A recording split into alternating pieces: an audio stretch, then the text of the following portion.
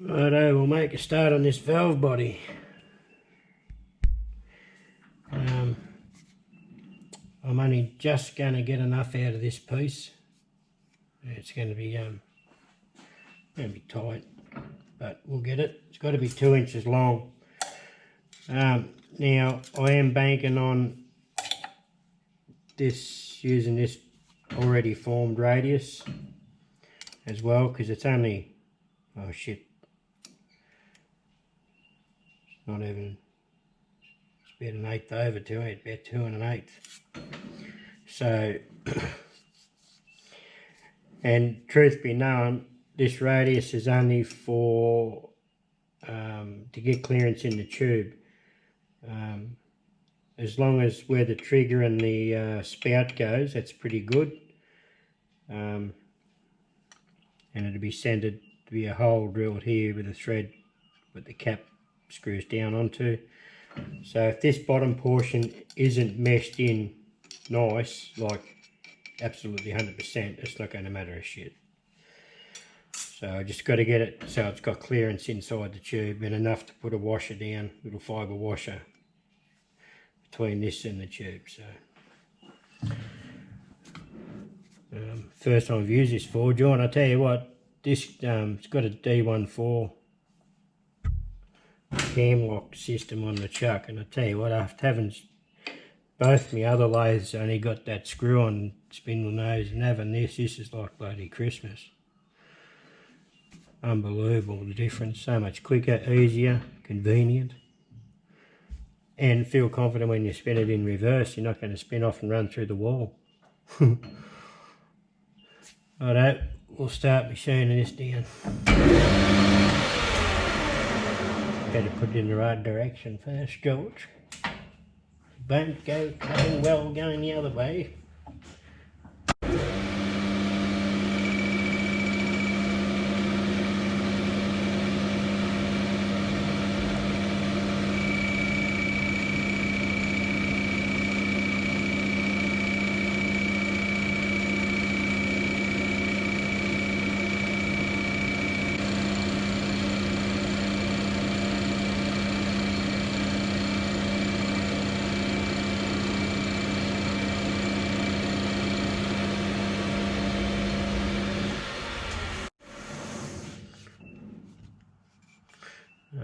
It's going to take a little while. I don't want to take heavy cuts. It's not much holding in the jaws there, so I'll bring you guys back after.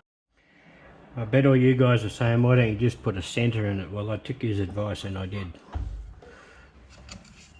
I did put a centre in it. Yeah, I'm just cutting away from the chuck now, which is, I seem to be throwing the chips is bad.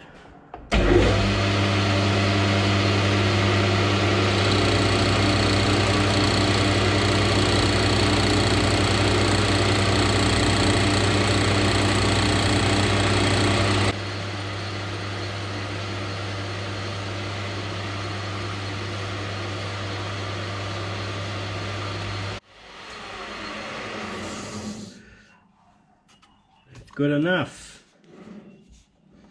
I didn't do too bad to line that up. Where's George? So it has to be 2 inches overall. So might take a bit off here and then remove the centre at the last minute. If I can get in there. Not going to clash on anything. Just have to watch that centre.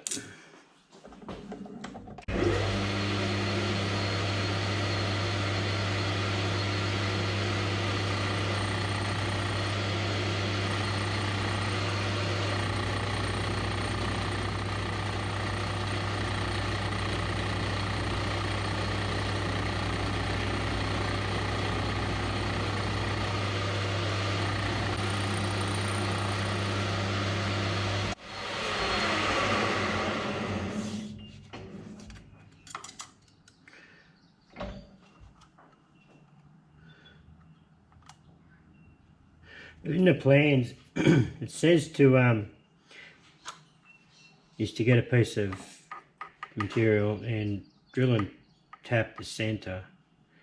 Then you put you machine up a little dummy piece to screw in there, and then chuck in a 3-jaw or whatever you want to do, put it in the chuck. And once you finish machining, disregard that little slug you put in there, and then the hole's already in there then for your thread to hold the cap on. This is just another way of doing it. Yeah. Picked up was up at the local hardware the other day, and they had a big sale on. Anytime I go there, had these Lufkin rulers in there, and they're the thick ones. They don't, they're not going to bow and bend.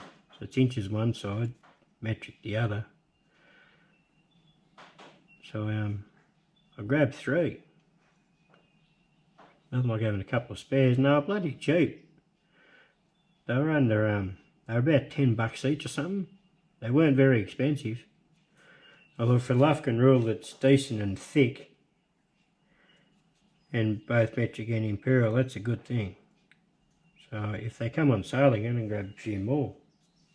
I don't know what for, but I'll grab a few more. Now what was I doing? And then doesn't need much more off that. Only I'll take the centre out now, and I'll just take this knob out of the middle, and then give the centre a bit of one more swipe then.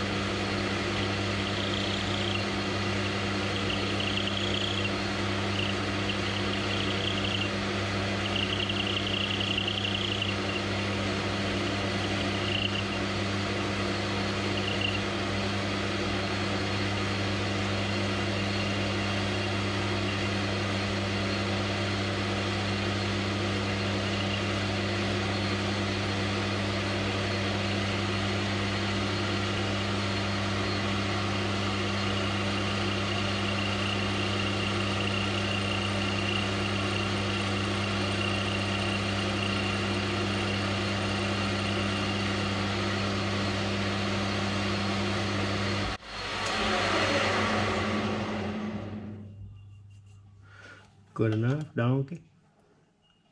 It's close enough to 2 inches. Alright, I'm going to drill and tap that now for M5. Yeah, it is. I think it's too short, 1/2 inch deep. I've got to double check the plan. This has to be 9.5mm deep. So I'll use the graduations on the quill. These ones you can actually read. They're legible on this quill, where they're little though, they're small and you can't read the bastards. I would always like mine anyway.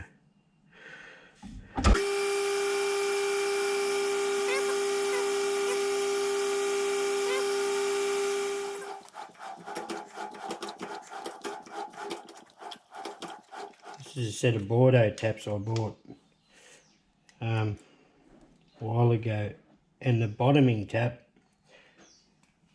still had a fair few leads on it, so I had to modify it. Ground the end off. Now it's a true bottoming tap.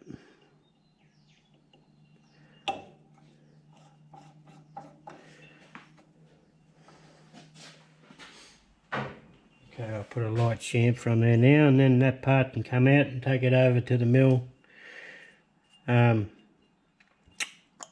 Start putting some features in it, drilling and tapping and all that sort of fun stuff. Right, we're in the mill. This hole here has got to be a 5/32 hole all the way through. Then it's got to go to, shit, what size was it? I can't remember now. There's a ball bearing sits down here and gets seated in the bottom of this one. Then it says quarter 28, but I'm out of quarter 28 bolts and screws and whatever, so I'm just going to go 6mm, which will retain the spring and the ball bearing in there. So I'm going to drill this all the way through, and then I can't remember what the next size was. Yeah, then out to 5mm for the 6mm thread.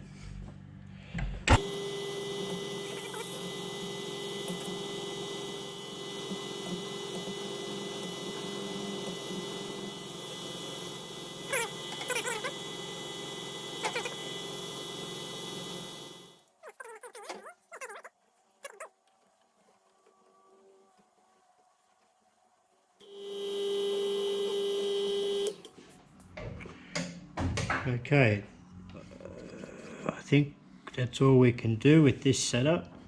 Now I can either flip it and just do the thread in the bottom of this hole, and then I'll do that, then I'll do the trigger and the spout piece. So this hole here is where the pickup goes in, and it joins up with the trigger hole, or the trigger hole. So it's got to be 710 thou deep to the point of the drill. So I've used an 18 thou feeler gauge.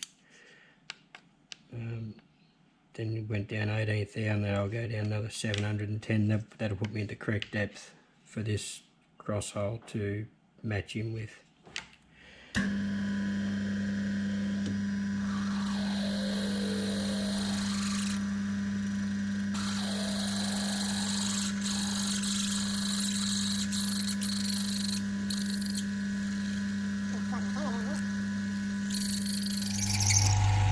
That's it.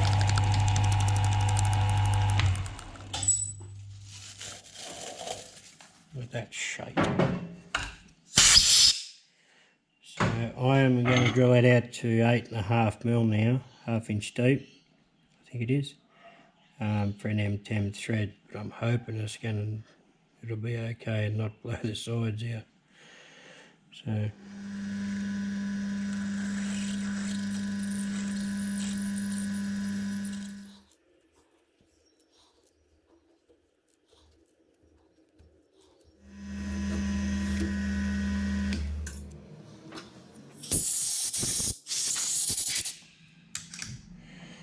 That can come out of there now.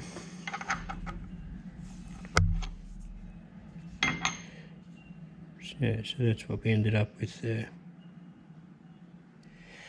Okay, I don't have a DRO on this mill, and the dials on this mill are metric. I can't read metric on dials that well. I just get all screwed up with decimals and whatever. So all I do is put a stop on the table and choose an indicator and just measure off it. So if I spin you back around here, this will be the trigger hole. That will be the spout hole, sorry, and this is the trigger hole. So this being the top. So I had to come in 1/2 inch from this edge, and then that's 1 inch down to the trigger hole. So I just used edge finder, found the edge, and shifted in 1/2 inch. So that's the way I do it.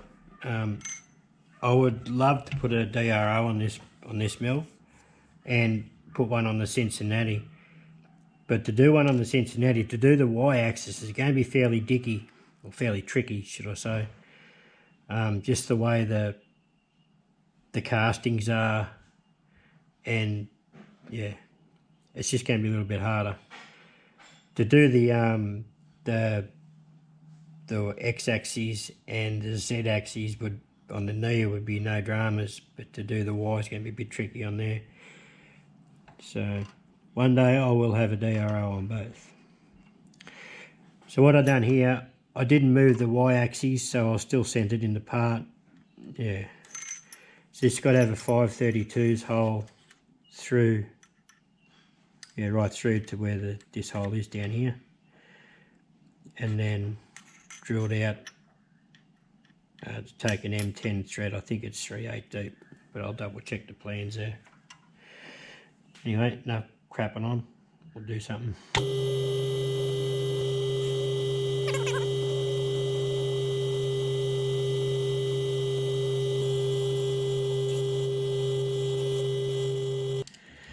The first oil can I made, I tapped these 3/8 and I didn't even give it a thought. I thought, Christ, I haven't even got any 3/8 bolts. It's been about 2 hours rummaging through some tins. Your message, George. And probably would have been quicker to go down the shop and buy something. But I did find a couple.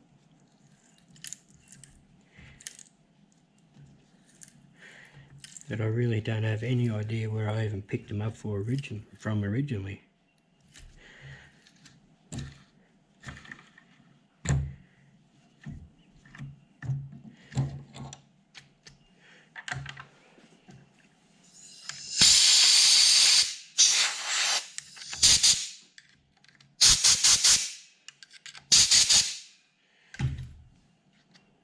It's one done.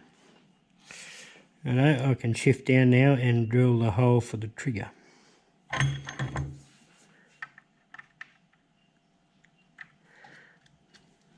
Get a bearing tool and just run around that, put a shaft on it by hand later.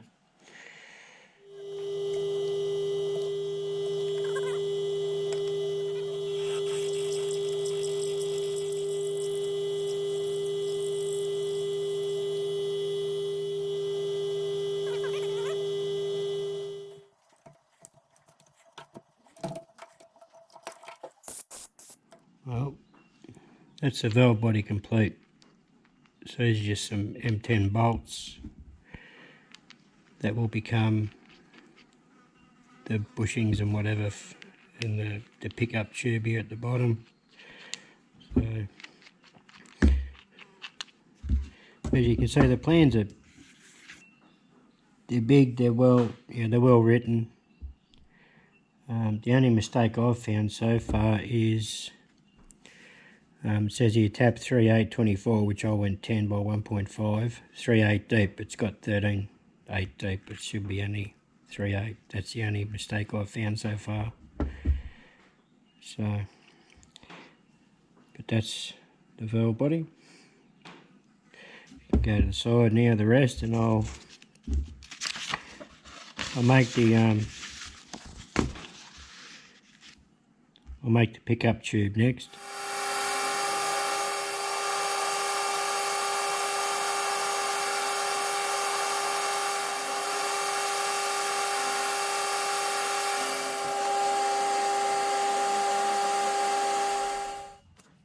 As you can see,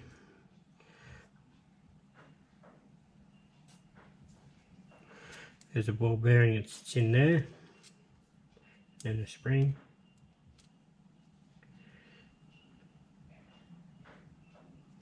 This just gets cut off down here at the desired length. That's that bit done.